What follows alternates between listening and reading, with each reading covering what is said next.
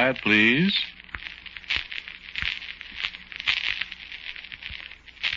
Quiet, please.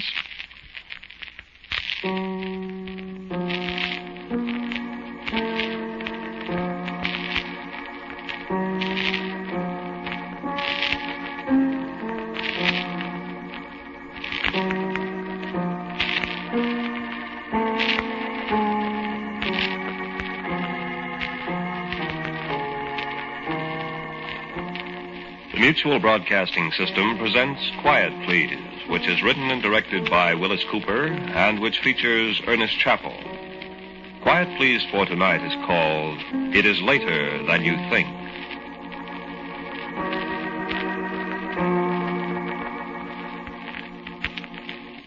And so I venture to say that the Germans and the Japs are trembling in their boots at this moment for the word that Lindsay Bradley is on their trail. Lindsay, our loss is Uncle Sam's gain.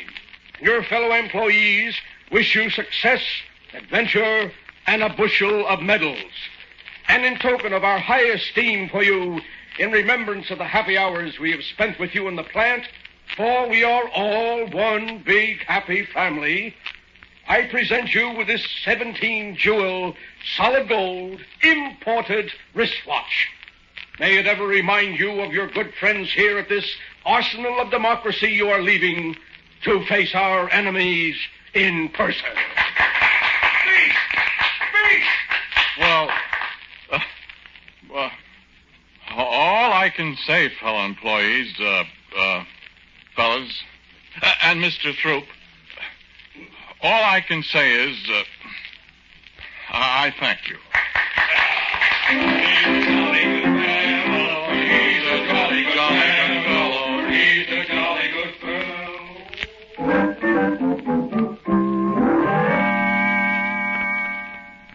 Well, yes, of course it's a beautiful watch, Lindsay. But for heaven's sake, this is your last night before you go to camp. And I do wish you could pay a little attention to me. Well, Verna, I'm sorry. I never had such a nice watch, though, and I get carried away.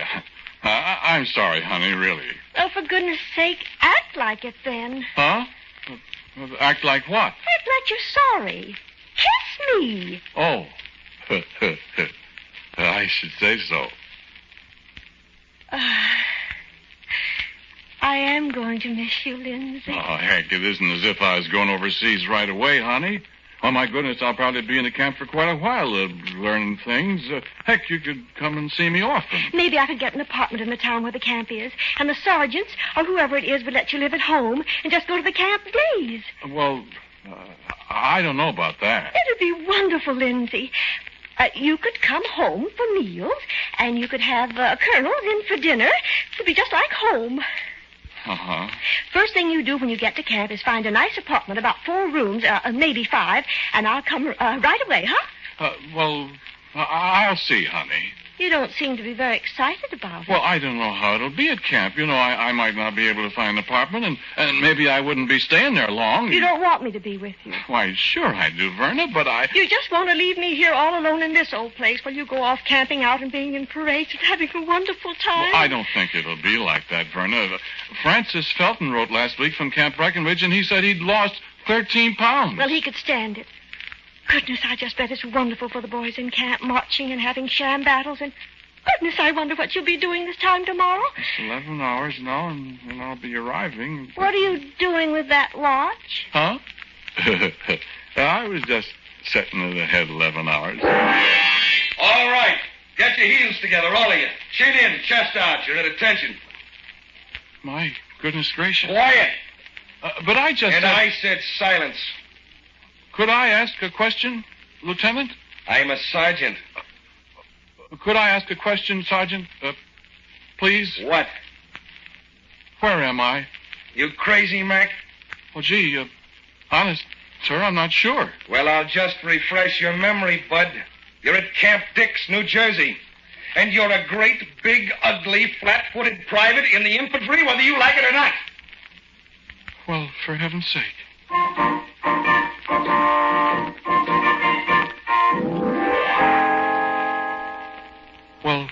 heaven's sake, I said. How I got there, I will never know. One minute I was sitting on the Davenport with Verna right in my own living room in Highbridge, New Jersey, just for no reason, setting my watch 11 hours ahead, and then, bung, I'm alongside the railroad station in Camp Dix, and it's daylight, and this sergeant...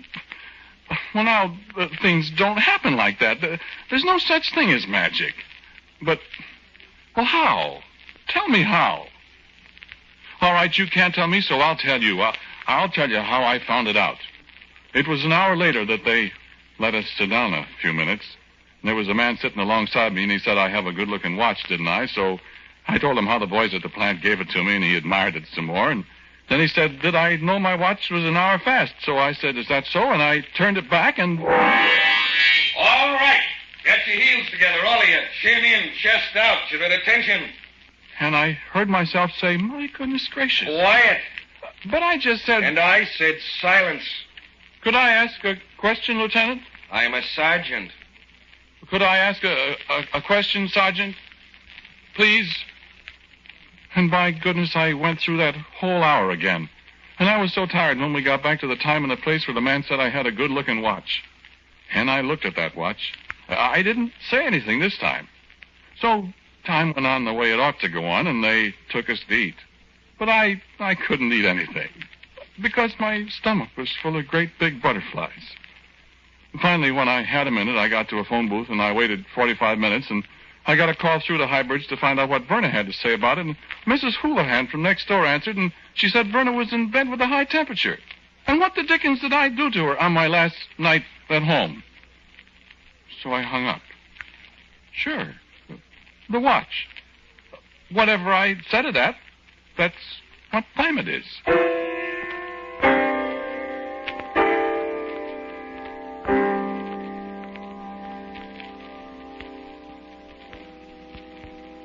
Well, now, thinks I, this could be a very handy thing.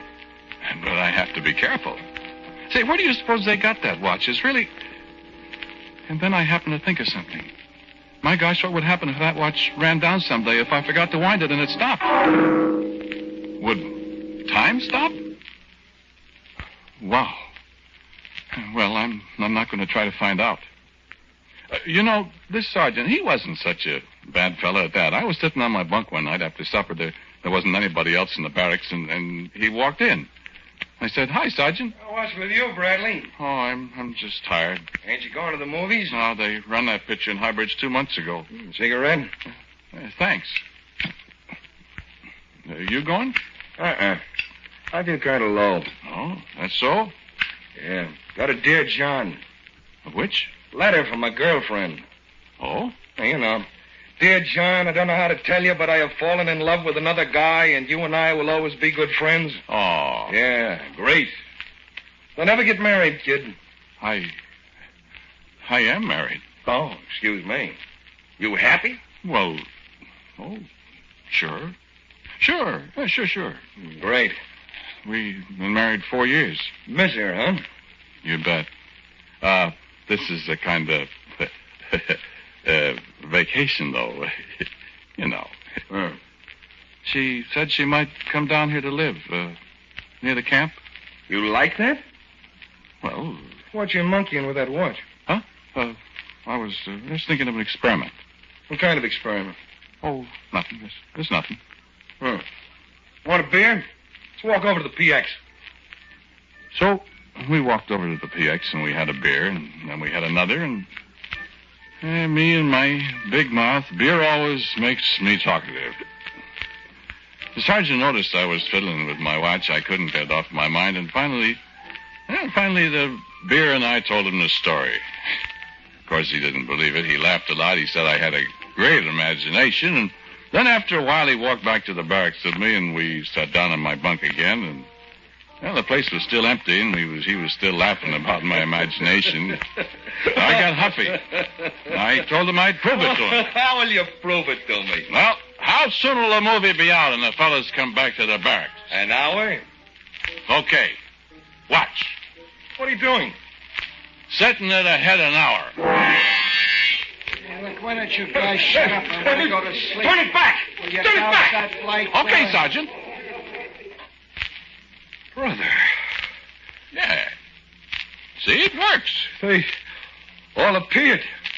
Just out of nothing. That's the way it'll be an hour from now. Oh, gosh. What you can do with that thing. Well, I've been using it. You have? How? I've been setting it ahead every day for a while. What for? See if my wife is going to arrive. Huh? Wife? Well, I'd like to have some warning, see? Oh, so you can hit me for a pass. Either that, Sergeant, or so's I can go AWOL.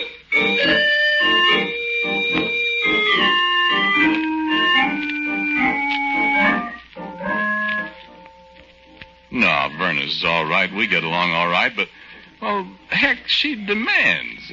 I mean, I never got out before I was drafted, and, well, darn it, I kind of like being my own boss. That is, as far as the Army would let you know what I mean?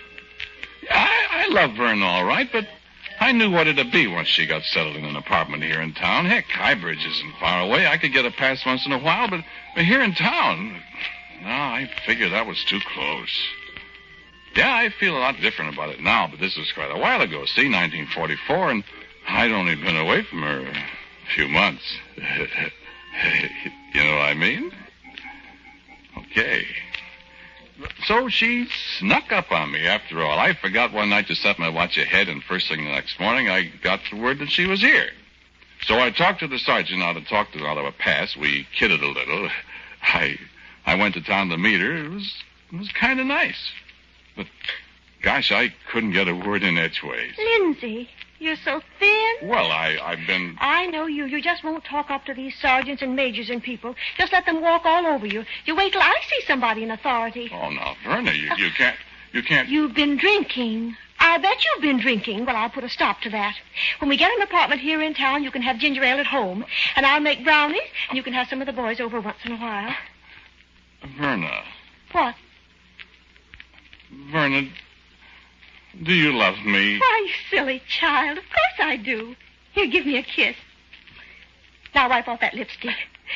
Are you going to take me out to the camp? I'm just dying to see it. Well, I thought maybe we'd stay in town. Now, Lindsay, I'm not going to sit around in this dismal town all day and all night when there's all sorts of interesting things going on out where you're camping. I came down here to enjoy myself, and that's what we're going to do no matter what you So think. that's the way it was, yakety all the time, and I got awful tired of it all of a sudden.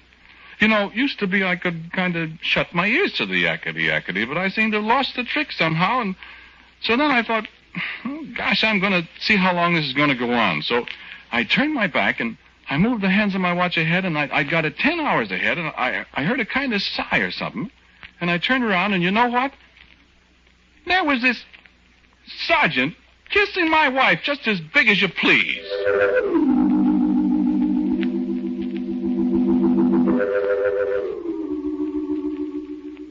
Well, I grabbed his arm, and I tried to yank him away, but it was just like I wasn't there. And Verna spoke to him, and it didn't sound like the yakety she used on me. Oh, Sergeant Kilroy, you're so impulsive. And then I remembered that what I was seeing was 10 hours away, and I quick spun the hands of my watch back again, and, well, doggone it, I went too far back. Lindsay, you're so thin. And that was where I came in, and I had to go through all of it again. But doing the repeat on the kisses wasn't so bad, till I remembered the way she was going to talk to Sergeant Kilroy about 10 hours from now.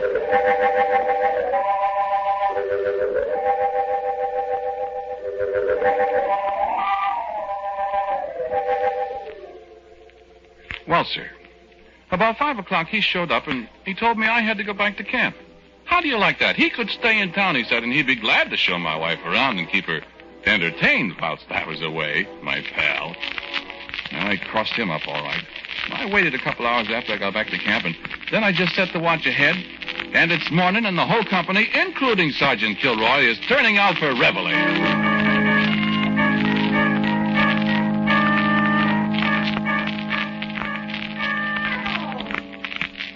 Well, she stayed there. She got an apartment, such as it was. I got a lot of passes. I took the sergeant in with me every once in a while, and everything was as nice as pie. I didn't do much with the watch because I was scared of it. I took awful good care it was wound all the time. I tried once to see if I could turn it ahead farther than 12 hours, but I couldn't. When the hands got the 12 hours ahead, everything just clicked right back. Well, you see, 12 hours, the hands just come right back to where they were when you started.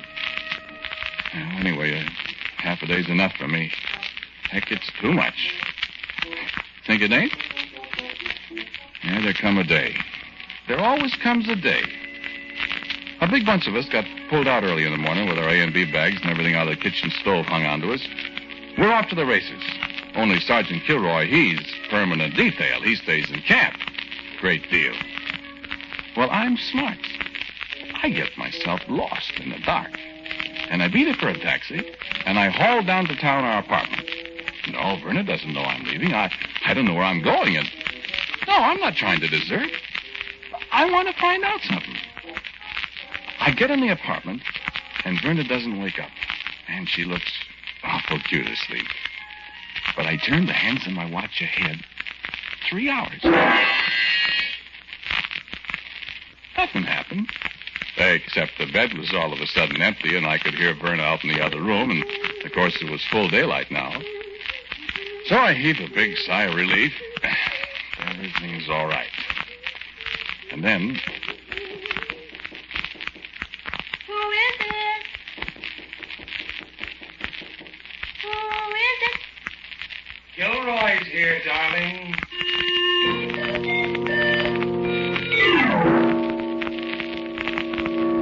And I was so mad. I thought what to do, and then, just as Verna unlocked the door, I got it. I set my watch back where it belonged, and it was early dark morning again, and she was asleep there in the bed, smiling, and I got out of the apartment. I'll fix that, I said to myself. I'll beat it back to camp, and I'll knock that Kilroy's head off, and a big MP stepped up in front of me. Hey, take it easy, Mac. Where you going with that equipment? Huh? I missed the train, huh? Oh, you missed the train, huh? Yeah, That's fine, Mac. Listen, the train ain't left yet, Mac. Oh? It ain't due to leave for 20 minutes yet, Mac. So I'll tell you what I'm going to do. Just get in the Jeep here with me, Mac. I'll deliver you special. Right to the steps of the car. Okay, Mac?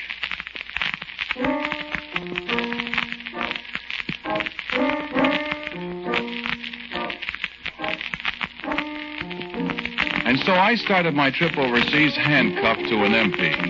And there wasn't any kidding about it. I was on that train but good. And all the jumping up and down in the world wasn't going to do me any good. Because in an hour and a half, I was sitting on a bunk about a foot above sea level in the hold of a great big transport, and the ship was aiming for Africa as fast as they could turn over the propeller.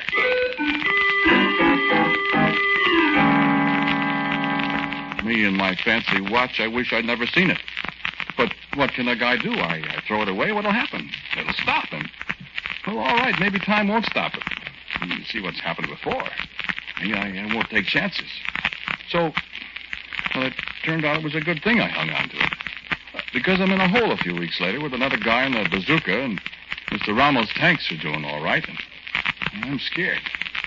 This fella, Red Felbinger, his name was, he's my loader, and we're popping away at Krauts whenever we can get a beat on one, and then there's a kind of lull, and we don't see anybody, so we light up a smoke.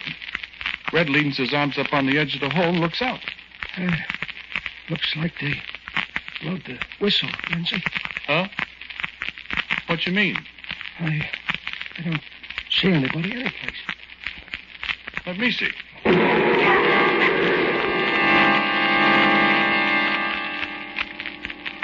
And that was the end of Red Felbinger.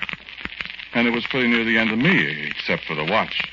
All the German tanks in the world were heading right straight for me and blazing away like the 4th of July. Only it wasn't no celebration. The air was thick with hunks of iron, and I leaned down to pick up my bazooka, and then the thought come to me. I reached for my watch. 2 hours I'll set it back, I thought. And I did, and all the tanks and everything disappeared.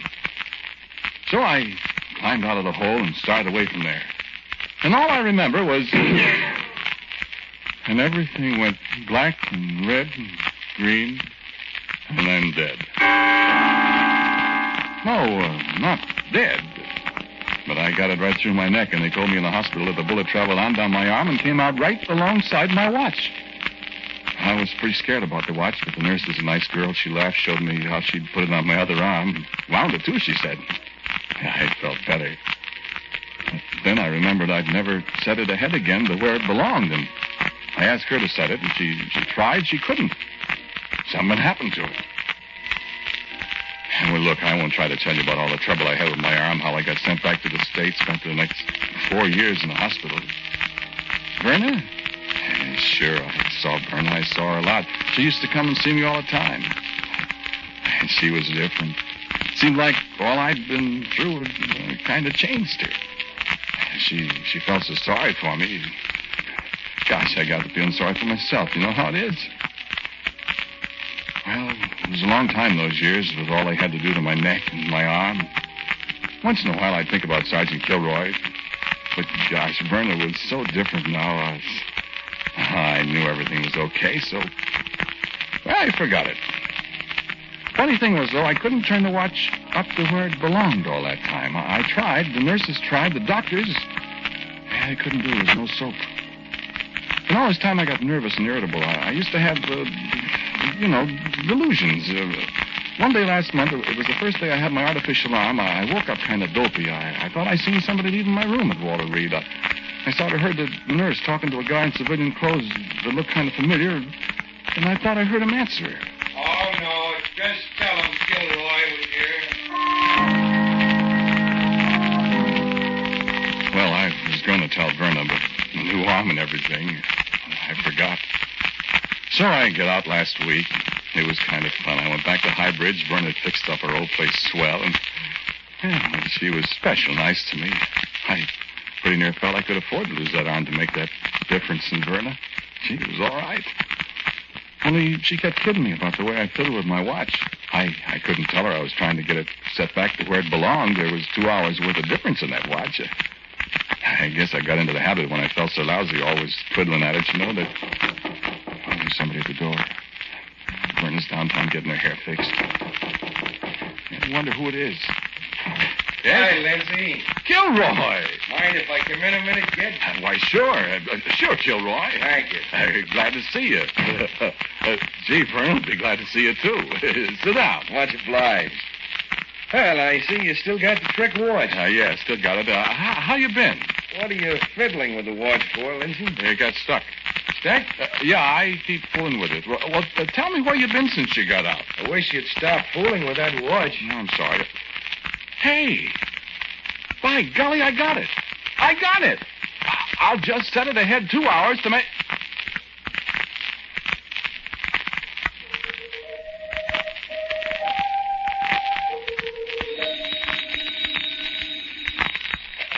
Yeah.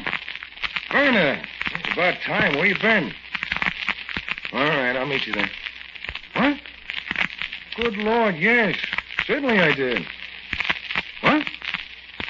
Well, how would you like to sit around in a room for 2 hours with a guy you just shot? Huh?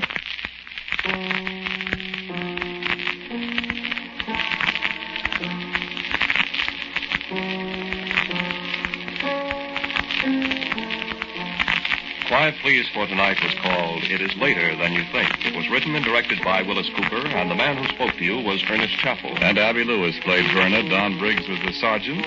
Miscellaneous voices and colorful characterizations with the creations of Ornette Latimer. Music for Quiet Please is played by Albert Berman. Now, a word from Wyllis Cooper. The characters in tonight's stories were all fictional, of course. For next week, I have a story for you called The Thing on the Forble Board. And so until next week at the same time, I am quietly yours, Ernest Chappell. This program was heard in Canada through the Canadian Broadcasting Corporation. This is the Mutual Broadcasting System.